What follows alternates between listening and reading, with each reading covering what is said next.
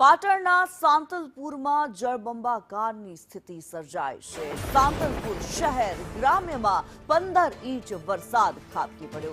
MLA Lavingji ઠાકોરનું ગામ બેટમાં ફેરવાઈ ગયું। પરસુન ગામ આખું બેટમાં ફેરવાયું। પાણીનો કોઈ નિકાલ ન થતા રસ્તા પર નદી વહેતી હોય તેવું જોવા મળ્યું છે। લોકોના ઘરોમાં વરસાદી પાણી ઘૂસી ગયા છે। લોકોની મુશ્કેલીનો પાર નથી। સ્થાનિકો જે છે ભારે રોષમાં છે, કારણ કે જે પ્રમાણે લોકોના ઘરોની અંદર પાણી ભરાયા છે, ઘર વખરીને નુકસાન, તારાજીના દ્રશ્યો, લોકોના ખેતરોની અંદર જ્યારે પાણી ભરાઈ ગયા છે, પાકને નુકસાનની સ્થિતિ, ત્યારે પાટણના સાંતલપુરથી જે દ્રશ્યો સામે આવી રહ્યા છે, જ્યાં જુઓ ત્યાં નજર પડે ત્યાં પાણી જ પાણી જોવા મળી રહ્યું છે। બારે મેઘ ખાંગા થયા હોય તે પ્રમાણે અનરાધાર વરસાદ વરસી પડ્યો છે અને તારાજી લઈને આવ્યો છે।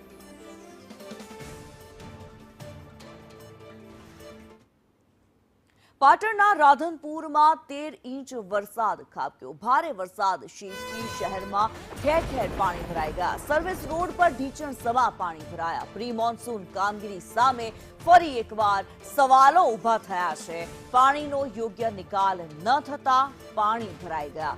દર વર્ષે સર્વિસ રોડ પર પાણી ભરાવાની સમસ્યા ઠેરની ઠેર છે અને વાહન ચાલકો, રાહદારીઓને ભારે હાલાકીનો સામનો કરવો પડી રહ્યો છે। આ દ્રશ્યો જ છે, સર્વિસ રોડ આખો પાણીમાં ગરકાવ।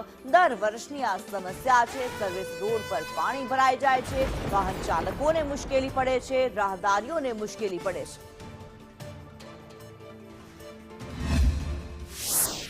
ત્રીજા દિવસે પણ વરસાદી માહોલ યથાવત જોવા પામ્યો છે। રાધનપુરમાં 13 ઇંચ જેટલો વરસાદ વરસતા રાધનપુરમાં ઠેર ઠેર વિસ્તારમાં પાણી ભરાયા છે। રાધનપુરના જે કેમેરામેન દ્રશ્યો બતાવે છે, આ દ્રશ્યો રાધનપુરમાં જે સર્વિસ રોડ આવેલ છે તે સર્વિસ રોડના દ્રશ્યો છે। સર્વિસ રોડ પર પણ આજની પણ કાયમિક વરસાદ ભરાવાની સમસ્યા યથાવત રહેવા પામી છે। દર વર્ષે આ સર્વિસ રોડ પર સિંચણ સમૂહથી વરસાદી પાણી ભરાય છે, તેને લઈને અહીંથી પસાર થતા વાહન ચાલકો, રાહદારીઓને ભારે હાલાકીનો સામનો કરવો પડશે। પરંતુ નેશનલ હાઈવે ઓથોરિટી દ્વારા જે ગટર લાઇન છે, ગટર લાઇનમાં કોઈ સમારકામ કરવા ના આવતા તેને લઈને પાણીનો કોઈ નિકાલ નહીં થતો અને હાલ તો તમામ જે સર્વિસ રોડ છે તે બેટમાં ફરવાઈ ગયો છે અને આવનારા સમયમાં હજુ વરસાદ આવે તો આ રોડ બંધ થવાની પણ સ્થિતિ સર્જાઈ શકે છે। તેને લઈને હવે તો લોકો એક જ માંગ કરી રહ્યા છે કે તાત્કાલિક ધોરણે આ સર્વિસ રોડ પર ભરાયેલ પાણીનો નિકાલ કરવામાં આવે। તાત્કાલિક નિકાલ કરીને જે પાણીનો છે તે નિકાલ કરીને ગટરો ખુલ્લી કરવામાં આવે, પરંતુ નેશનલ હાઈવે ઓથોરિટી દ્વારા કોઈ સમારકામ ગટરનું સમારકામ કરવામાં ના આવતો હાલ તો પાણી બેટમાં ફેરવાયો, રસ્તા બેટમાં ફેરવાયો તેવી સ્થિતિ